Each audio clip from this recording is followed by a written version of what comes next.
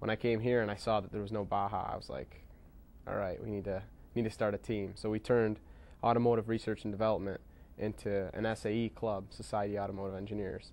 From there, we decided where we wanted to go. For the expense to get into the sport, plus everybody's interest in getting muddy, we decided to go with Mini Baja. I'm Daniel Jones. I'm an associate professor of mechanical engineering technology, and I've been the club advisor for the second year now. It's amazing how they've just taken this and just ran with it themselves.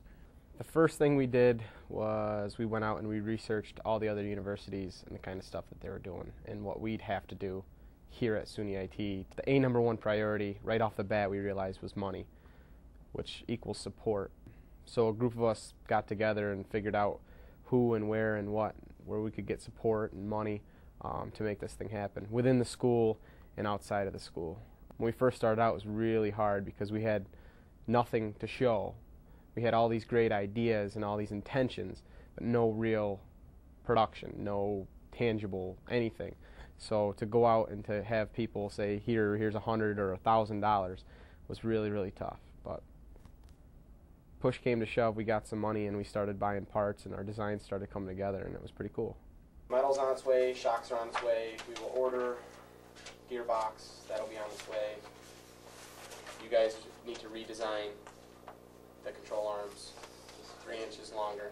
I think there's a lot of challenges that are inherent with trying to do things on a very tight budget, because they have to be more innovative to overcome problems. Instead of just buying the things, they have to engineer them themselves, and I think that's where a lot of the innovation and learning comes into place.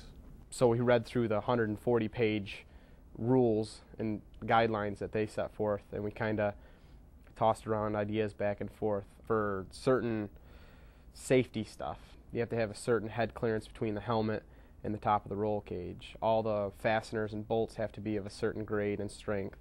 The tubing members that actually make up the frame have to be of a certain diameter and thickness. The biggest part to design was the frame, because everything bolts onto that, obviously.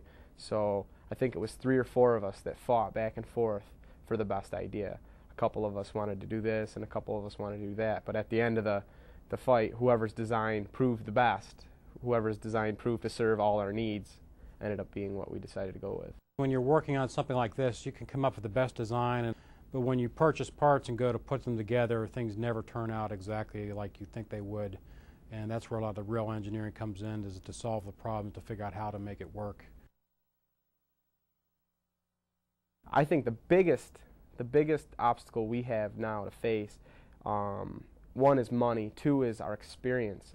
We're really not experienced at building a Baja car. We're all students.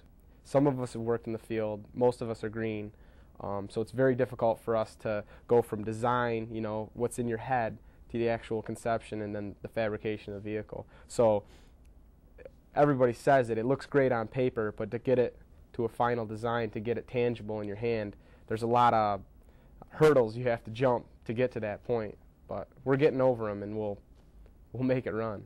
It's a closer step to what they're actually going to be doing on the job when they work in industry, where it's not just a matter of solving a problem in a textbook or conducting an experiment in the lab, but you actually want to have something that works. The way we're set up, it's very, very difficult to just get money today and spend it tomorrow. So when we get money, it takes a while to get the money and to spend it, and then not only is that on our end, but the parts we're looking for aren't always available tomorrow or the next day. Sometimes you have to wait weeks. So those times add up and they compound into months sometimes. So what we want and getting it is sometimes pretty difficult. There's 3 national competitions that happen within the U.S. There's the Mini Baja East, the Mini Baja Midwest, and the Mini Baja West. We decided this year that we'd go to the Midwest. It was the closest competition to us, and we were all interested in the mud bog. We really wanted to do the mud bog. They're up against some pretty heavy competition. There's been schools that have been doing this for many years, for decades. At all 3 competitions, they have a tractor pull, they have a hill climb, they have acceleration, deceleration, skid pad to see how far it takes you to stop, and the 4-hour endurance race, which will rattle your fillings loose. And they have A lot of engineers from industry come in and work on the car, pretty heavily funded. I mean, for 4 hours the car cannot brake or stop except to be fueled. So if you brake, you're out.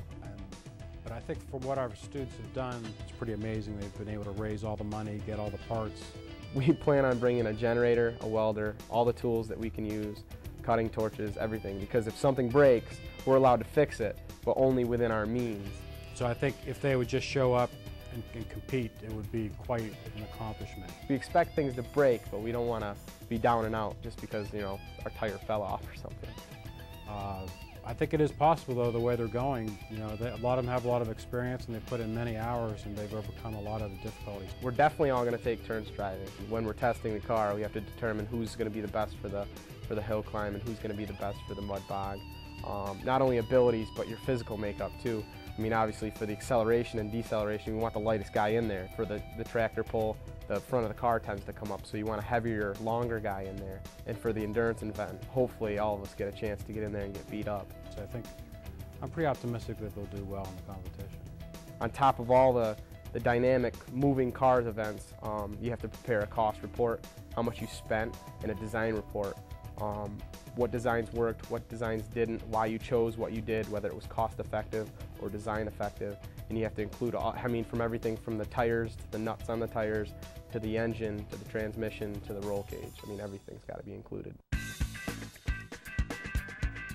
The SUNYIT Mini Baja team definitely would like to thank Magna Powertrain, the Syracuse section of SAE, the SUNYIT Student Association, United Auto Workers Local 624, Mike Bannigan of McQuaid & Bannigan, Anaplate of Syracuse, Polaris for donating a transmission to us, Fox Racing Shocks for hooking us up some sweet shocks, cheap, Pacemaker Millar, Briggs & Stratton, Kelly & Kelly, Williams Tool, all the sponsors within the college, Dr. Jositis, Dr. Mullick, Dr. Spina. Dr. Jones, definitely our advisor, helped out a ton through the whole thing, and the whole ISET office and mechanical engineering department.